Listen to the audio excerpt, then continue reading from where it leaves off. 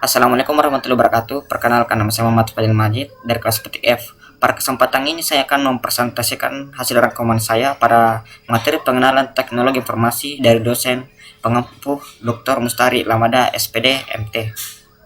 Baik, pokok-pokok pembahasan yang saya akan bahas yang pertama itu definisi sistem informasi, teknologi informasi, definisi teknologi informasi, peranan teknologi informasi, perkembangan bidang TIK, dan yang terakhir itu kebijakan nasional bidang TI. Baik, kita ke pokok yang pertama yaitu definisi sistem informasi menurut para ahli. Yang pertama itu Alter pada tahun 1992. Dia berpendapat bahwa sistem informasi adalah kombinasi antara prosedur kerja, informasi, orang, dan teknologi informasi yang diorganisasikan untuk mencapai tujuan dalam sebuah organisasi.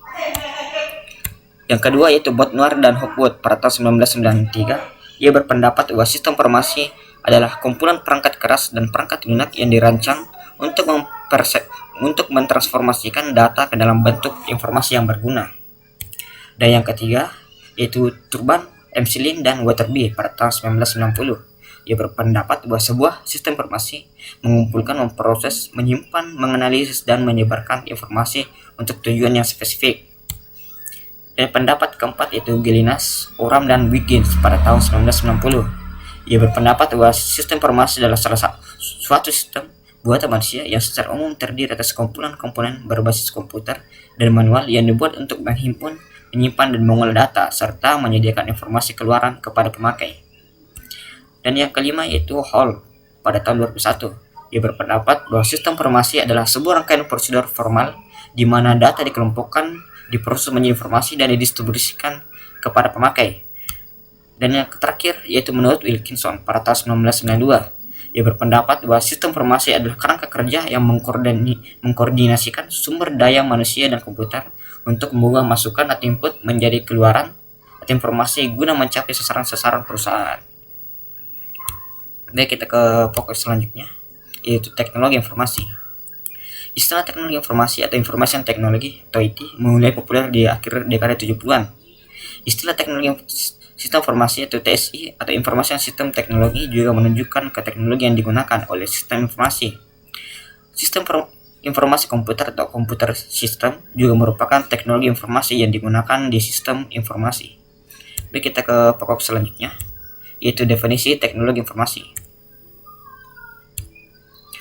Teknologi informasi dan komunikasi atau TIK sebagai bagian dari ilmu pengetahuan dan teknologi atau IPTEK secara umum adalah semua yang teknologi berhubungan dengan pengambilan, pengumpulan, pengolahan, penyebaran, dan penyajian informasi menurut Kementerian Negara Riset tahun 2006. Tercakup dalam definisi tersebut adalah semua perangkat keras, perangkat lunak, kandungan isi, dan infrastruktur komputer maupun telekomunikasi. Baik, kita ke pokok selanjutnya yaitu peranan teknologi informasi. Peranan teknologi informasi terbagi dari dua bagian. Yang pertama itu secara garis besar. Kita bahas dulu secara garis besarnya. Yang pertama yaitu teknologi informasi menggantikan peran manusia. Dalam hal ini teknologi melakukan otomasi terhadap suatu tugas atau proses. Yang kedua yaitu teknologi memperkuat peran manusianya, yakni dengan menyajikan informasi terhadap suatu tugas atau proses.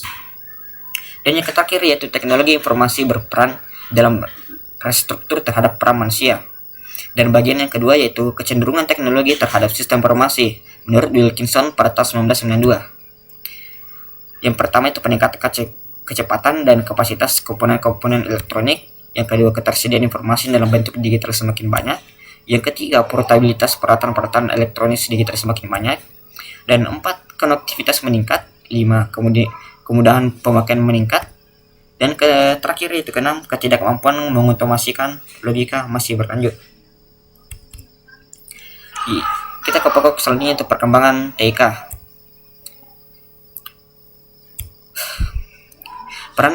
Pertama temuan telepon pada tahun 1875 oleh Alexander Graham Bell. Temuan ini kemudian ditindaklanjuti dengan penggelaran transmisi suara tanpa kabel radio AM pertama di antara tahun 1910 sampai 1920. Transmisi suara tanpa kabel kemudian sangat berkembang pesat dan diikuti dengan transmisi suara audiovisual yang berbentuk seperti televisi.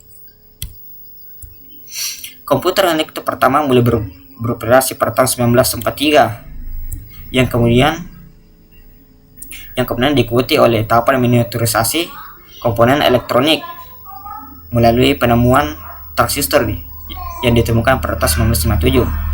Perkembangan teknologi elektronika yang merupakan soko guru TK saat ini mendapatkan momen emasnya pada perang dingin.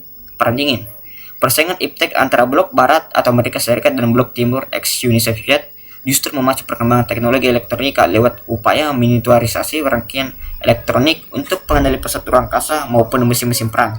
Di lain pihak, perangkat telekomunikasi berkembang pesat saat mulai diimplementasikannya teknologi digital menggantikan teknologi analog yang mulai menampakkan batas maksimal pengeksplorasiannya. Baik, kita ke